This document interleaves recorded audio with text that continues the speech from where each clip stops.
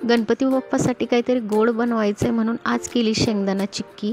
शेंगदाणा चिक्की बनवण्यासाठी फक्त गूळ आणि शेंगदाणे एवढंच लागतं आणि ही शेंगदाणा चिक्की सगळ्यांनाच आवडते, लहानांना पण आवडते आणि मोठ्यांना पण आवडते आणि घरी बनवलेली एक वेगळीच टेस्ट असते. म्हणून मी आज गणपती बाप्पासाठी शेंगदाणा चिक्की बनवत आहे.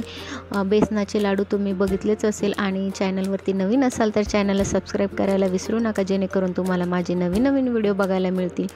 आणि तुम्ही बघू शकता शेंगदाणे असे मस्त खमंग असे कडक असे भाजून घ्यायचे आहे आणि ते क्रिस्पी झाल्यावरती ते एका साईडला भांड्यामध्ये काढून घ्यायचे आणि एकदम मंद आचेवरती शेंगदाणे भाजून घ्यायचे आहेत. तुम्ही बघू शकताय माझे शेंगदाणे भाजून झालेले आहेत आता आणि मी साईडला एका भांड्यामध्ये शेंगदाणे काढून घेत आहे.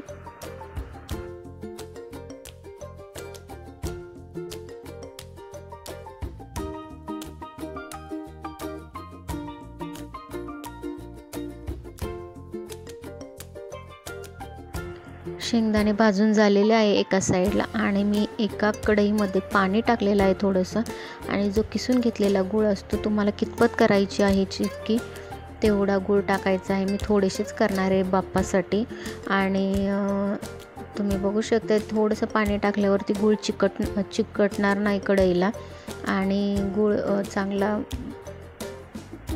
एकजीव होईल पाण्यामध्ये. आणि तुम्ही बघू शकता थोडंसं पाणी टाकल्यावर वेगळीच कन्सिस्टन्सी येते आणि बघू शकता थोडंसं गरम झाल्यावरती जे आपण शेंगदाणे घेतलेले आहे त्याचे साल काढून घ्यायचे आहे.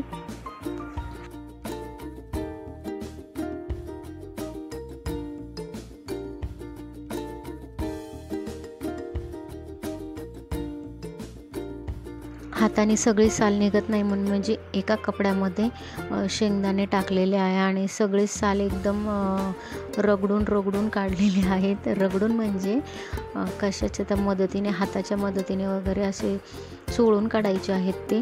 आणि तुम्ही बघू शकता त्याचे बरेचसे साल निघाले. आणि तुम्हाला जर हे सोपं नसेल वाटेल तर तुम्ही एखादी चाळणी असते आपली गहू चाळायची, त्याची चाळणी त्याच्यामध्ये टाकूनसुद्धा चाळून घेऊ शकता आणि हाताने चुरगळून ते जास्त पसारा पण नाही होता आणि व्यवस्थित राहतं.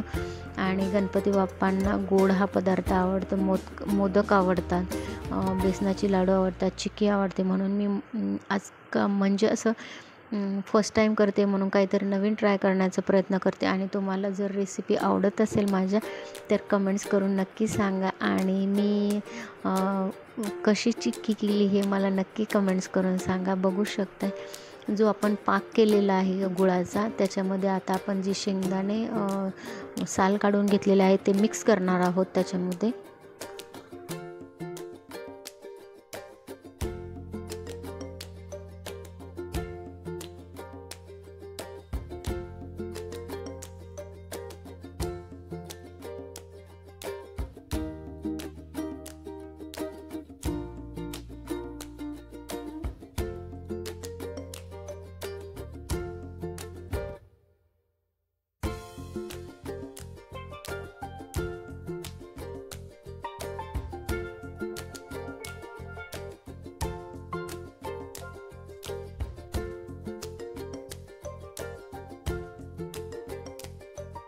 हे शेंगदाणे सगळे मिक्स करून घ्यायचे आहे आणि थोडीशी उकळी येऊ द्यायची त्याला.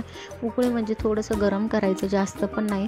आणि एक 5-10 मिनटं थोडंसं गरम करून घेतल्यावरती एक स्टीलची ताटली असेल, ताट असेल, त्याला थोडंसं तूप लावून घ्यायचं. आपल्याकडं पेपर नसेल तर, माझ्याकडं पेपर नव्हता, तो कोणता पेपर असतो तो पेपर नव्हता म्हणून मी आपलं हे ताटालाच थोडंसं तूप लावून त्याच्यावरतीच हे मिश्रण मी टाकणार आहे. कारण की जेव्हा जी चिक्की तयार होते ना ती वरच्यावर आपल्याला सहज काढायला मदत होते. आणि तुम्ही बघू शकता थोडंसं 5-10 मिनटं मी थोडंसं गरम करून घेतलेलं आहे. आणि हे मिश्रण सगळं ताटावरती टाकायचं आहे आणि त्याला चांगलं पसरून घ्यायचं आहे. आणि दुसऱ्या दिवशी हे व्यवस्थित हे होतं, चिक्की बरोबर बाहेर येते. आणि जर तुम्हाला ते माप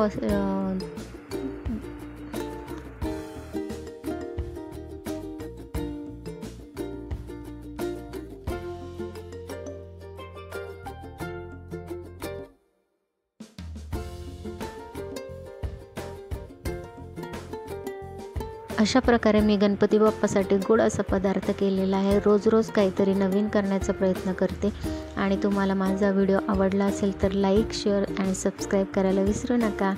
असंच प्रेम देत राहा आणि चुका पदरात घ्या आणि काही चुकलं असेल तर कमेंट्स करायला विसरू नका. Thanks for watching. बाय.